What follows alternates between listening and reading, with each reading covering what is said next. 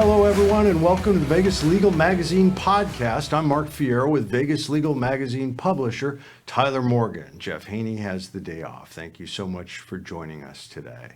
To paraphrase Mark Twain, no man, woman, or child is safe as long as the Nevada State Legislature is in session.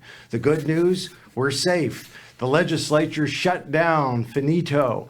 We are safe for another 20 months. One of the proposals Nevada lawmakers took up was the Omnibus Criminal Justice Reform Bill. It had a number of very positive proposals, including lighter prison sentences for certain types of crimes. One of the issues buried in that bill called for virtual elimination of cash bail for all but the most serious of serious crimes. Joining us today to talk a little bit about the bill, which could have had a devastating impact on the bail industry, Andrew Renshaw, the owner of Lightning Bail and past president of the Surety Bail Agents of Nevada, and Marc Newman, their interim director, who helped lobby the bill in the legislature. Gentlemen, thank you so much for joining us. Thank you for having us. Thank you. Whenever they put reform on a bill, if you're part of that, you're baked, you're done, because reform is such a good thing. But in this case, there were a lot of people when it came to bail that had some points to be made that the status quo, never mind the criminal justice system, for us at home, for our safety, that it might be better to just leave things alone. How did you make your case at the legislature? Well, we looked at other states around the country that have done bail reform, and crime has increased. A lot of apprehensions have gone kind of sideways. They aren't tracking the defendants the way they need to, and they have no idea where they're at. It's really put a hurt on New Jersey, New Mexico, and there's others that are out there that they're having a hard time where their warrants have just soared with no law enforcement to go apprehend these people and bring them back. In a way, you could say it with a smirk on your face, but the reality of it, it's what made America great. The police have no individual stake in bringing criminals back in. You've got an upside to make sure you get your money back in the event that they skip, right? Absolutely. We have our own income at risk. We have our own cash up at risk. If the individual just disappears and we don't bring them back, I have to write a check to the county. The one nice thing about our industry is we have the manpower and we have the investment to go out and find those people and bring them to justice. The gun's to your head. I mean, if you have a skip rate, what would be a skip rate, a minimal skip rate that would just end the industry if you ended up with that skip rate? About 10%. So if you had 10%, just so everybody's clear, if you were losing 10% of your people, you'd be out of business forever. That sounds like a pretty strong inducement to make sure you don't lose anybody. Absolutely. We do what we have to do to get them back. You know, one thing I was surprised, we're talking about this, Mark, is I think everybody knows a certain amount about the bail industry, and it's all from television, unless their dad's a crook or something, right? But it's television, and my attorney will have me bailed out of here in 20 minutes, you guys. But one of the things that I learned in talking with you guys is that this is kind of a father confessor touchstone. A cop can only say so many things. The bail guy can say, I'll come after you. I will come after you. You're not going to like the way you get put in. You'd much rather prefer to get arrested, right? Yeah.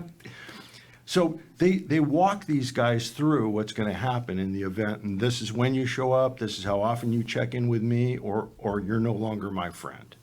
They essentially let them know what they need to do to comply with their release. Otherwise, they're going to get hauled back into custody and lose all their Fourth Amendment rights. While they're out on bail, they actually are allowed to keep any government aid or assistance they have because they've been released from custody. But if they're out on an ankle monitor, they're still considered in custody, and they put their aid and assistance in jeopardy and may need to reapply for it once they're off. So to try to put it in a situation where bail is considered obtrusive isn't true. It's actually the less obtrusive form, and it does have a way of providing ancillary support to law enforcement, as we were discussing, to be able to bring in the worst of the worst we have out there. When we were talking about, you're saying that you have skin in the game. The thing that's unusual, the reality of it, unless it's some sort of master career criminal, for the individual who's bailing, it puts their whole family, generally, gets them skin in the game, because this guy's not going to come up with bail. They turn to their mother, their brother, their best friends in the world. All of those people want to make sure that this individual shows up. Absolutely. Everyone gets invested interest when mom calls. Mom calls, talks, and for example, the son's bail is $3,000.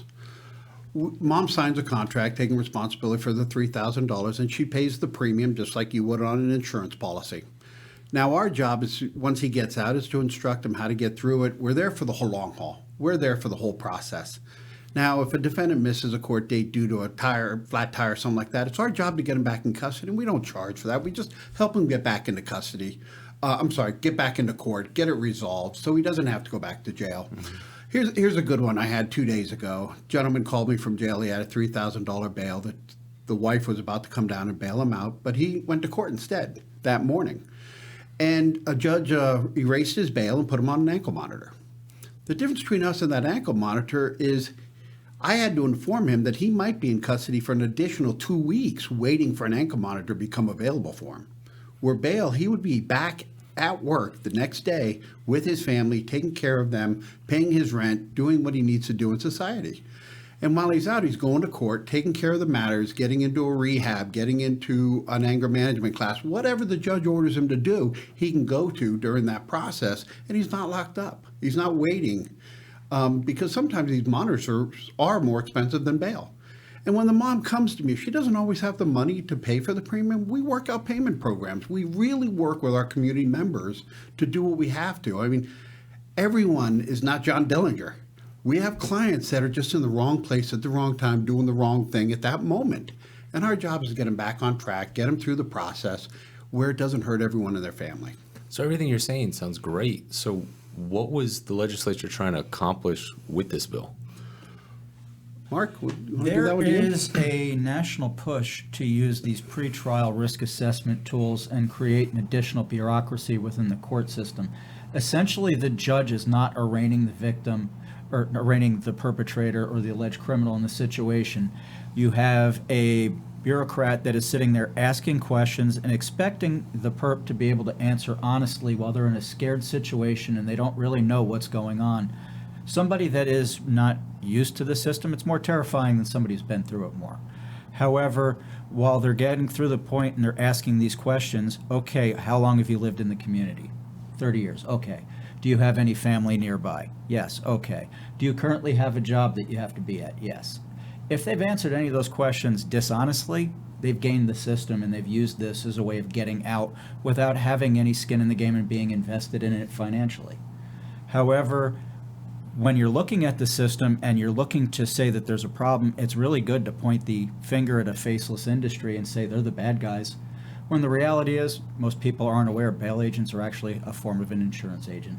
And it is a type of insurance for our community that we can't afford to lose.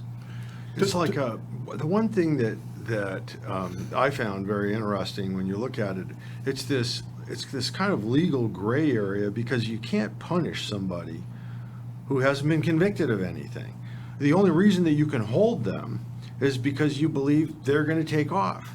Well, I remember from my days as a reporter covering organized crime, we had individuals that had north of 20 suspected murders.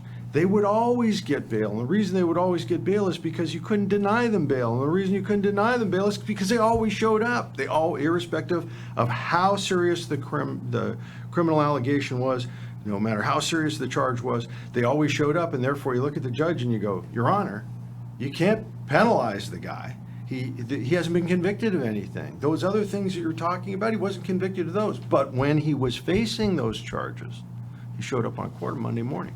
So he can't, and they'd walk right out the door with bail. How common is it for somebody to just try and, flee on bail? It's not very common.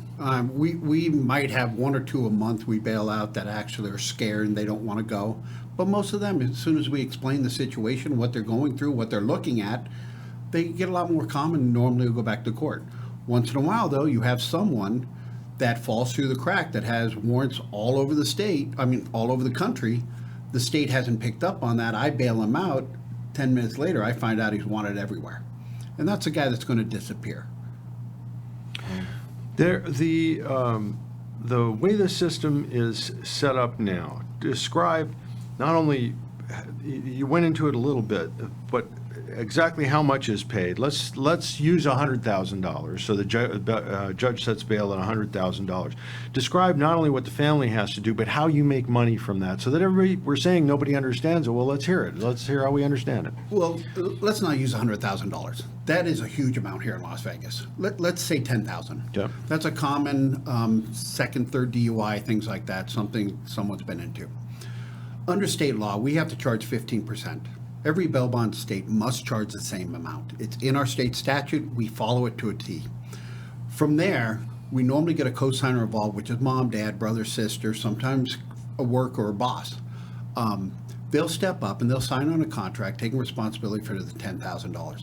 Now, the 15%, a lot of people don't have $1,500 sitting around. So we'll set up payment programs.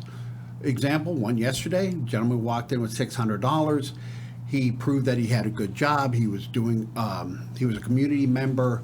The gentleman in custody doesn't have a long rap sheet. He's a good guy, it seems like, too. We do that. We set up payment programs. So this happened to be where I set up a payment of $100 every 2 weeks until the balance is paid. And that's one of the biggest things with reform is they're talking about how the poor are taking advantage of things like that. I, in my 30 years of doing this, have always done my best to work with my clients.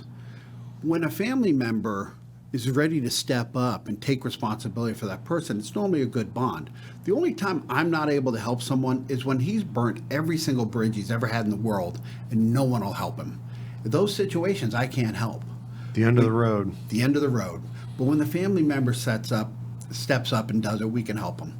Now, mom walks into my office, $10,000 bond. She signs our contract. She pays the premium. We set up a payment program. We go down to the jail. We post the bond. One of the problems we're running into now is judges are attaching electronic monitors on top of that bond. So not only did the family have to pay me as the bondsman, they also have to pay for that electronic monitoring. Now, the bigger issue, electronic monitoring, for them to put that monitor on the person normally takes an additional 3 or 4 days. So he's stuck in jail those extra 3 or 4 days. Last week, I was told 2 weeks for someone. So we post the bond. He's released from custody. He either goes to house arrest or he's released. Our jail takes 24 hours to release someone. This gentleman gets to go back to work. He gets to go back to see his daughter, take care of his family, do what he needs to do. They're making their payments to us. Does everybody make their payments on time? No. Do they eventually? Most people do. But we're still there with you. We're an invested partner in this person's recovery of this system. We walk through it. Once his case is settled, the judge exonerates, our bond is over. Hopefully we're paid in full by then. If not, they still make payments until the matter is resolved. So how much does the policy cost you? You get 15%, you get $1,500. Where does that go? That goes right to the insurance company. We're given a commission the same way your auto insurance agent would be given a commission. Gotcha. That's interesting. I thought they just fronted the money and it's a risky investment. Life is good. We actually post an insurance policy, a power of attorney with the court for the full amount, and we're using the insurance company's money so they get a big stake in it. But the liability on that ball sits 100% on me, the bondsman. If a $10,000 bond goes bad, I'm writing a check for $10,000, taking it down to justice court. And what percentage of these people that are actually posting bail are eventually gonna do further time in jail or prison? I would imagine the vast majority of it is people that, they got locked up, they need to get out, and then the justice system kind of go through and they'll pay some penalties and everything and get probation. But the vast majority of them probably don't end up back in jail at the end of it. The majority of them do get a probation, anger management classes, DUI classes, things like that. The ones that do go back realize what they've done, and they just do the process. They do what they need to do. Interesting. Well, the overwhelming majority of people on bail do end up not going to prison at all. I mean, if you're outside at the time of sentencing, your chances of walking are so much better. It just goes through the roof, right? Every criminal attorney I've ever talked to says it's better for our client to be out so they can attack this case. When they're sitting in jail, not only is it hard on the attorney, it's hard on the family, it's hard on the investigator gathering the information he needs to assist the defendant. Oh. So when they're out, it's a much higher percentage that they won't do time.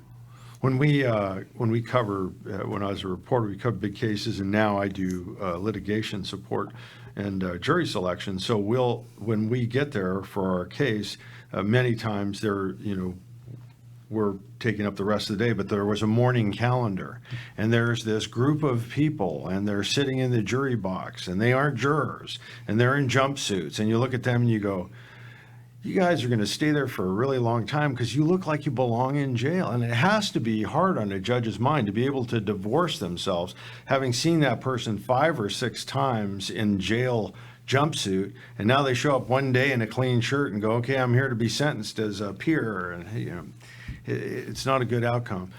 One of the things that happens with bail is that they get to, the most important thing for us as a community is that person's at a fork in the road, right? I mean, if they spend 4 days in jail, their job's gone. They go to get a new job. Well, what happened? What do you have? Why do you have this 6-month hold? You're not getting that next job. I don't care how minimal it was. It doesn't make any difference. It's that if you lose a job because you were in jail, that's a big thing. So that's another part where I noticed, again, sitting there in the morning and listening to the sob stories. Some of these people that have had a really bad night or done something really stupid on one occasion in their lives, they have decent jobs. If they are given a chance to reflect on what they've done, you might never see them again, right? Absolutely. They might disappear from there. An example is 2 brothers flew into town. They're partying, they're drinking all night. They get in a fight right on the strip. In Las Vegas? What are the chances of this? Write this down. Somebody give me... They got arrested. Their bail was $3,000 each because it's domestic, because they're brothers and they live together.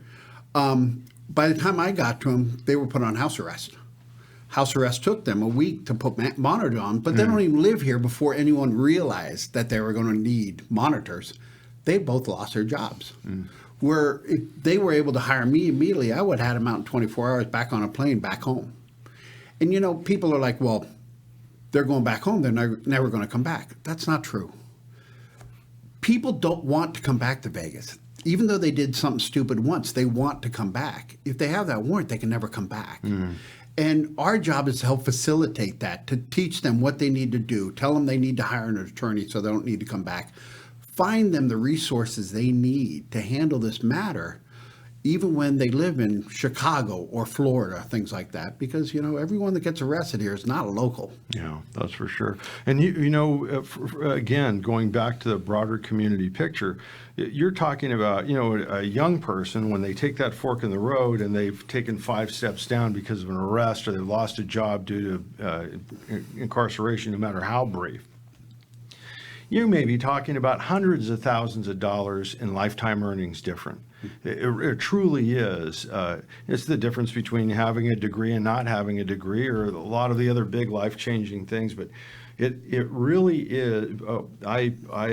Years ago, I covered not only the courts, but I went through all the prisons. I got very lucky. I had the chance to.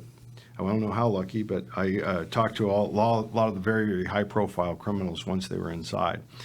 And as a result of that, you have to go back to the administration, ask for permission to talk to these guys and talk to several serial murderers. I was talking with this one guy who was the warden at the time. He's and went on to become director of prisons. And he said, every single correction officer in here knows. He goes, a third of these guys are going to be here forever. Maybe not on this charge, but on something. This is all they know. This is all they've ever known. This is all they ever will know. But a third of these guys who are in here for 10 years or 15 years, you could have brought them here for lunch and they never would have come back here again, ever.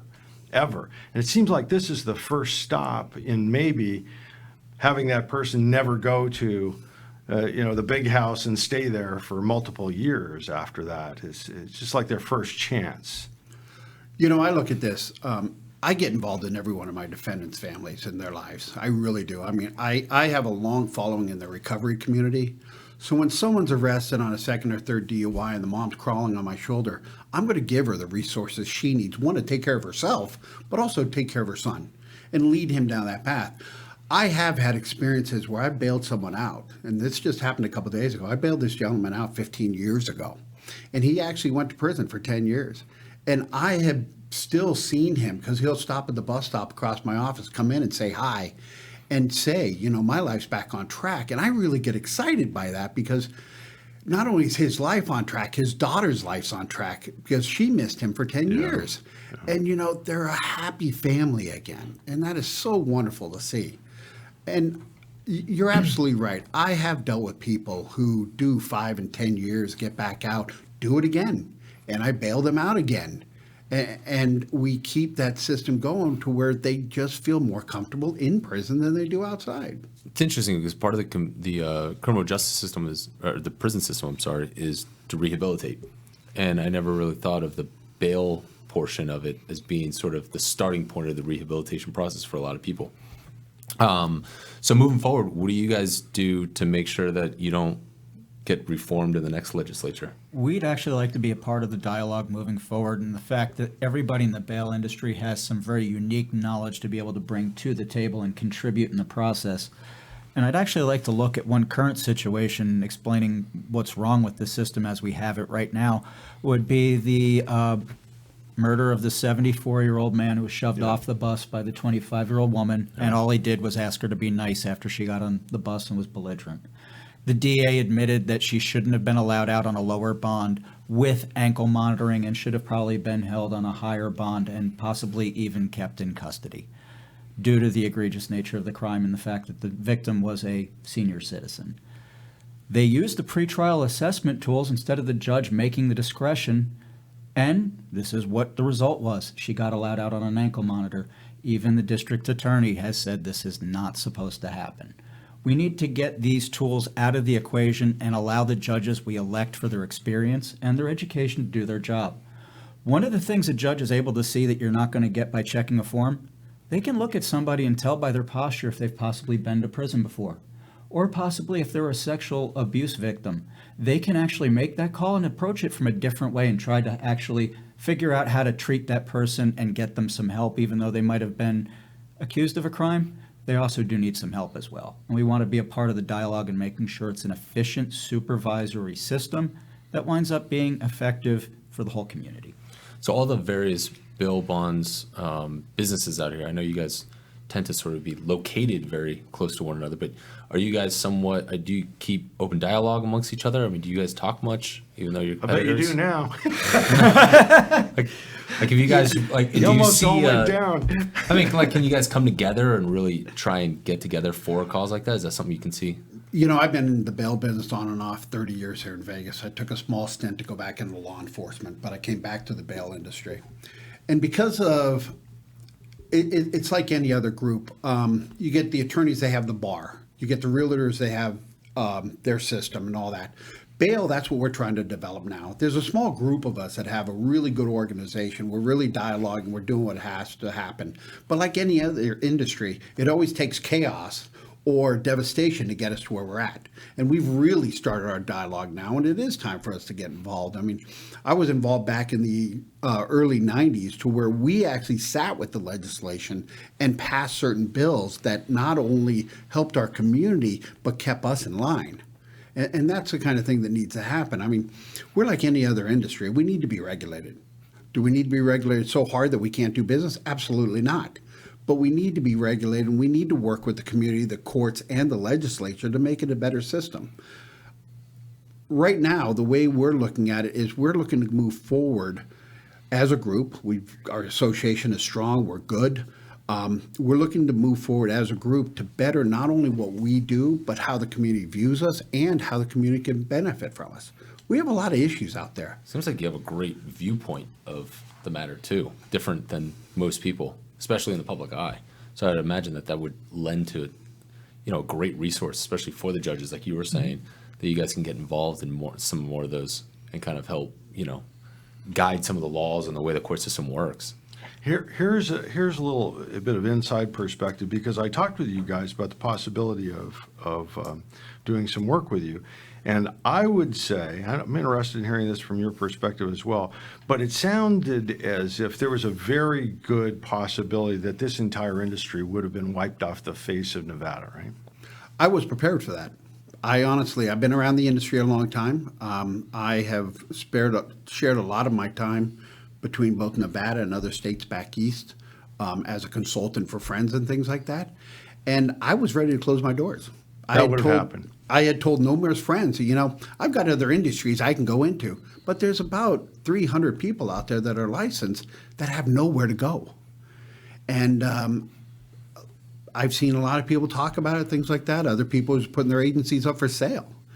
And the bail industry itself, I would assume between actual employees, agents, family members, there's probably 3,000 or 4,000 people that are associated with the bail industry that make income because of our industry. It's an interesting thought. I mean, for all the different business owners and everything that we've had on the show and everything, you never think about when they have to face in their whatever their prospective industry is the possibility of extinction. Just shutting down. I mean, can you imagine owning a business and the thought of this whole industry might just disappear because of a law? You don't think about how significant that is. That's a scary thought. It happened to a friend of mine in New Jersey. New Jersey passed a sweeping bill that not eliminated bondsmen, but made it so there was no need for them. And I know thousands of people that were out of jobs within one day. Probably had businesses for 20, 30 years going too. I know at least 10 or 15 people due to that. They were forced to file bankruptcy. They lost their home. They lost everything because of this. Some of them moved to other states that would allow it, but not many. And most of them are devastated right now. I guess the big threat to the industry now is if everybody starts listening to all the advice that their mothers give them, that's the only other thing that could put you out of business. And you know what? I'm fine with finding. If our crime was to go away tomorrow, I'm fine selling insurance. I would like to point out that the bail industry is unique and has expert abilities in supervision. And with a lot of these alternate courts that we're trying to set up to put people into drug diversion treatment or a veteran court, there is a cost that comes with putting those things right up front. And there is also a clawback on the fact that that person probably doesn't keep going through the system repeatedly. However, when you have a cost of $170 a day or $140 a day to hold them in jail or prison or vice versa, you then look at what's the cost of treatment. I can't see of anybody where they could get drug treatment per day for less than $1,400. So if you're going to have somebody in 30 days worth of drug treatment as opposed to holding them in a jail cell for 30 days, yes, that will be something that could effectively come back on a clawback on the back end.